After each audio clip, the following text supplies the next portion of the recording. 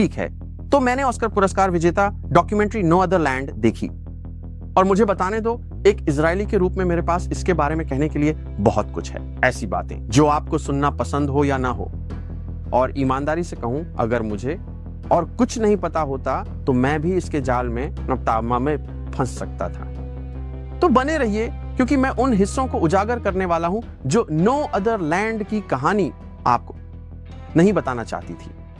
सबसे पहले, यह डॉक्यूमेंट्री जिसने सर्वश्रेष्ठ डॉक्यूमेंट्री के लिए ऑस्कर पुरस्कार जीता, एक इजरायली शांति कार्यकर्ता युवाल की कहानी बताती है जो एक फिलिस्तीनी कार्यकर्ता बेसल के साथ दोस्ती करता है। अदरा मसाफरियाता में, जो दक्षिणी वेस्ट बैंक का एक छोटा सा समुदाय है, वे मिलकर उन चीजों का दस्तावेजीकरण करते हैं जिन्हें वे इजरायली सैन्य अपराध कहते हैं, जैसे कि फिलिस्तीनी घरों को ध्वस्त करना और परिवारों को बेघर करना।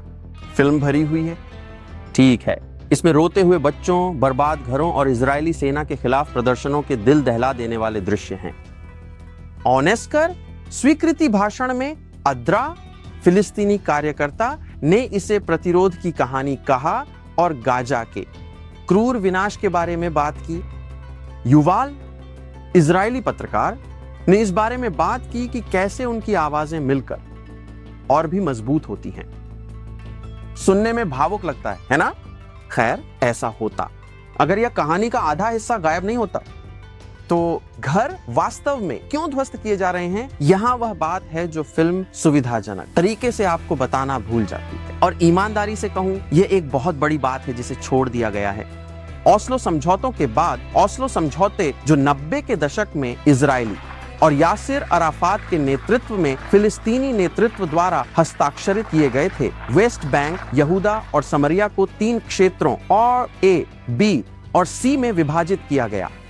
ये इस तरह काम करता है। क्षेत्र ए पूरी तरह से फिलिस्तीनी प्राधिकरण द्वारा नियंत्रित है, जिसमें सुरक्षा और नागरिक मामलों दोनों का समावेश है। इसमें अधिकांश प्रमुख फिलिस्तीनी शहर शामिल हैं और इजरायली इन क्षेत्रों में बिना अपनी जान को जोखिम में डाले प्रवेश नहीं कर सकते। क्षेत्र भी एक मिश्रण है। फिलिस्तीनी नागरिक मामलों को संभालते हैं, जैसे स्कूल और अस्पताल, लेकिन इजरायली सुरक्षा को संभालते हैं ताकि आतंकवादी हमलों को रोका जा सके। क्षेत्र सी पूरी तरह से इजरायली नियंत्रण में है, सुरक्षा और नागरिक मामलों दोनों।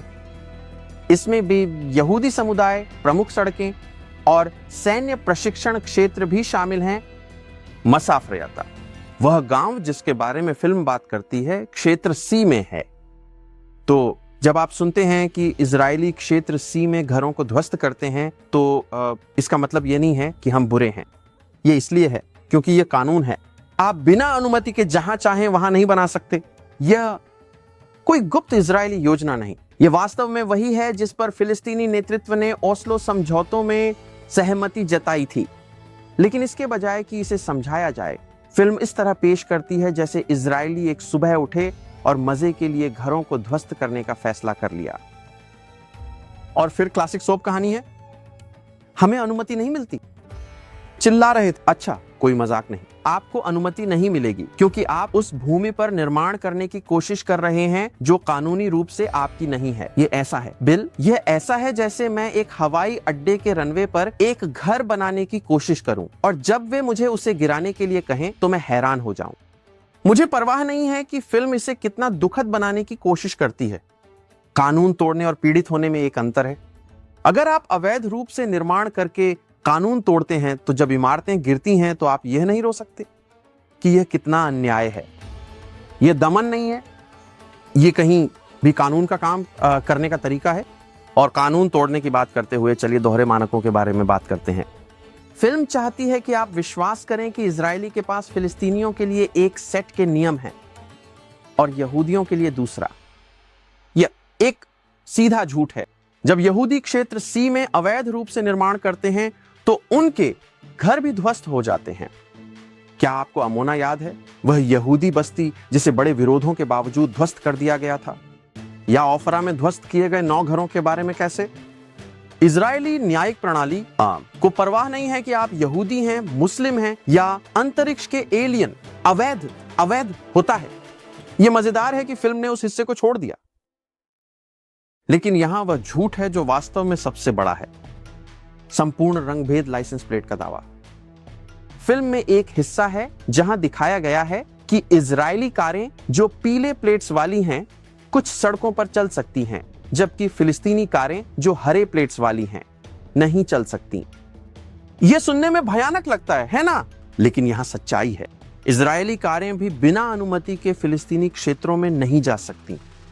वास्तव में इजरायली यहूदियों को फिलिस्तीनी शहरों में जाने की अनुमति नहीं है, जबकि फिलिस्तीनी मुसलमान सही परमिट के साथ इजरायली शहरों में प्रवेश कर सकते हैं। लेकिन सच्चाई यह है कि फिलिस्तीनी कारें इजरायली क्षेत्रों में सुरक्षा कारणों से, न कि अपार्थाइड के कारणों से, बिना परमिट के नहीं जा सकती, जैसा कि कई लोग दावा करते हैं। आप जानते हैं, सुरक्षा, जैसे कि आतंकवादियों को उन सड़कों का उपयोग करने से रोकना ताकि वे नागरिकों के खिलाफ हमले कर सकें।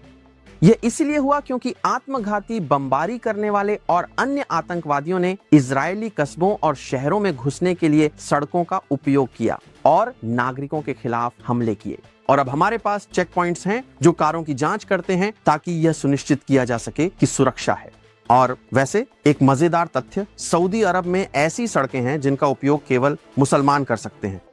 बस यह बताना चाहता था। लेकिन फिर वहां पानी की आपूर्ति का पूरा दावा है जिसके बारे में मुझे आपसे बात करनी है। फिल्म इजराइल पर आरोप लगाती है फिलिस्तीनी कुओं और पानी की पाइपों को नष्ट करने का, ऐसा दिखाना जैसे यह लोगों को निर्जलित करने की कोई बुरी साजिश है। फिर से गलत। वास्तव में इजराइल फिलिस्तीनी क्षेत्रों को पानी की आपूर्ति कोगट के माध्यम से करता है, जो एक इजरायली रक्षा निकाय है जो क्षेत्रों में नागरिक मामलों का समन्वय करता है। वे यहां तक कि फिलिस्तीनी कस्बों और गांवों में पानी की प्रणालियों को भी अपग्रेड करते हैं। लेकिन एक अच्छी दुखद कहानी के रास्ते में सच्चाई को क्यों आने दें, है ना? वे फिलिस्तीनी गांव जो अवैध रूप से नहीं बने हैं, उन्हें इजरायली अधिकारियों से बेहतरीन उपचार मिल रहा है, जो फिलिस्तीनी नेतृत्व से भी बेहतर है। और मुझे एक सेकंड के लिए आतंकवाद के बारे में आपसे बात करनी है, ठीक है? क्योंकि फिल्म चाहती है कि आप विश्वास करें कि मसाफ्रियाता बस एक और शांतिपूर्ण फिलिस्तीनी कृषि समुदाय है जिसे इजराइल द्वारा दमन किया जा रहा है। सच में, क्योंकि आतंकवादी आप जिन्होंने तेल अवीव के सिरोना मार्केट में घातक गोलीबारी का हमला किया, वह तेल अवीव का एक बहुत लोकप्रिय स्थान है। 2016 में उन्होंने 4 नागरिकों की हत्या की और ये आतंकवादी यत्ता से थे, मसाफ्रियाता यत्ता के क्षेत्र से। मैं सिर्फ एक आतंकवादी हमले का जिक्र कर रहा हूं, लेकिन यत्ता से कई आतंकवादी आए थे। क्या फिल्म ने इसका जिक्र किया? बिल्कुल नहीं। ये बुरे इजरायली कथा में फिट नहीं होता। और यहां वह हिस्सा है जो सच में मेरे दिल को तोड़ देता है। ईमानदारी से कहूं तो चाइम कार्ड्समैन एक यहूदी शांति कार्यकर्ता मसाफ्रियाता यत्ता में स्वेच्छा से काम करते थे। वह कोई सैनिक नहीं था, वह एक डीजे था जिसे अरब संगीत पसंद था और जो सह अस्तित्व में विश्वास करता था। उन्होंने गाजा से बीमार फिलिस्तीनी बच्चों को इजराइल के अस्पतालों तक भी पहुंचाया। 7 अक्टूबर को हमास के आतंकवादियों ने उसकी हत्या कर दी। उसने अपने शरीर से अपने पड़ोसी की रक्षा की और मर गया, एक नायक। और फिल्म निर्माताओं ने उनके बारे में कितनी बार जिक्र किया। उनके आंसू भरे ऑस्कर स्वीकृति भाषण में 0, एक बार भी नहीं। उनके पास इस विषय पर बात करने के लिए दुनिया भर का समय था। गाजा की भयानक तबाही, लेकिन आतंकवादियों द्वारा मारे गए एक यहूदी शांति कार्यकर्ता के बारे में एक भी शब्द नहीं।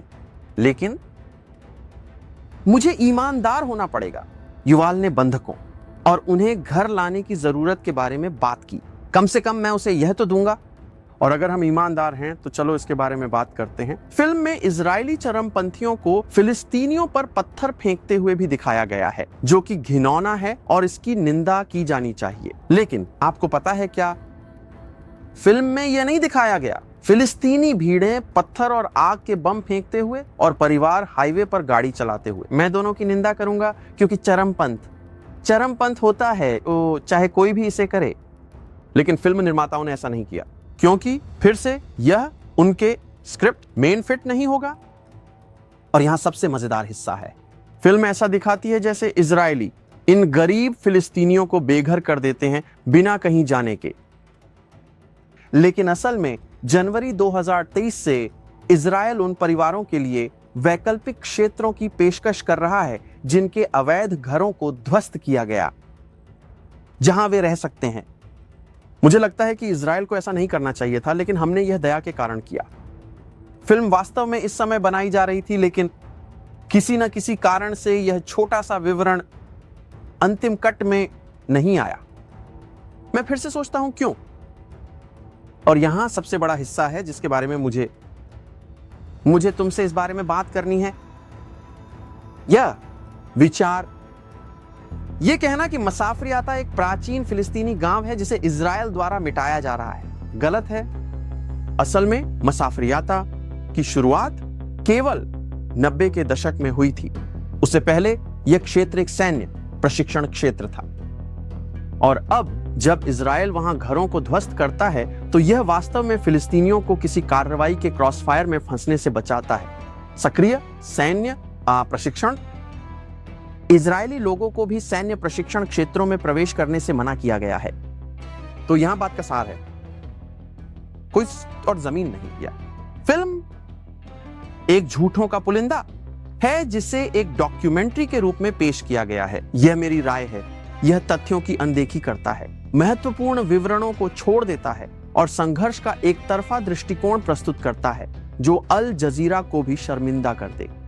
अगर फिल्म निर्माताओं को कभी सीक्वल बनाना हो तो मेरे पास उनके लिए एक शानदार शीर्षक है, कोई और झूठ नहीं, क्योंकि मेरी राय में यही तो है। एक झूठों का पुलिंदा एक दुखद साउंड ट्रैक में लिपटा हुआ है जो आपको इजरायलियों से नफरत करने पर मजबूर कर देता है। तो अकादमी को बधाई कि उन्होंने पूरी तरह से धोखा खाया, हुक, लाइन और सिंकर।